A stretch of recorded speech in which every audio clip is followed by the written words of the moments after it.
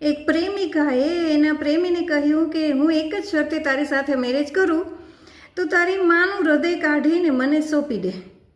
અને પ્રેમી એટલો બધો પોતાની પ્રેમિકા માટે આંધળો થઈ ગયો કે જ્યારે રાત્રે એની માં સૂતી હોય છે ને ત્યારે એના હાથે એની માનું હૃદય કાઢી અને એ પ્રેમિકાને સોંપવા જાય છે. રસ્તામાં ઠેસ વાગતા એ હૃદય બોલે છે કે ખમ્મા મારા દીકરા, ખમ્મા ધ્યાન રાખજે.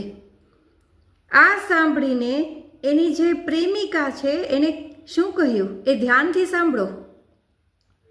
તું તારી માનો ન થયો તો તું મારો ક્યાંથી થવાનો?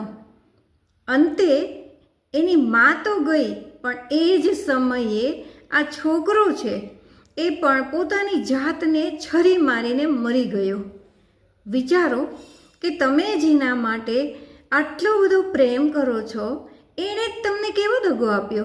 જીવનમાં જ્યાં સુધી તમારા મમ્મી પપ્પા જે નિર્ણય લે ને એ નિર્ણયથી ઉપરવટ ક્યારેય ન થશો, કારણ કે નહીતર પછી આ પ્રેમી અને પ્રેમિકા જેવું થશે.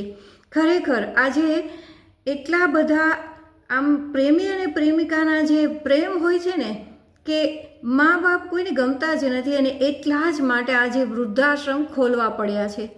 જો પોતાના માતા પિતાને આટલો પ્રેમ આદર સન્માન આપતા હોત ને તો આજે સરકારને વૃદ્ધાશ્રમ ન ખોલવા પડ્યા હોત અને નાણાંની બચત પણ થઈ શકી હોત.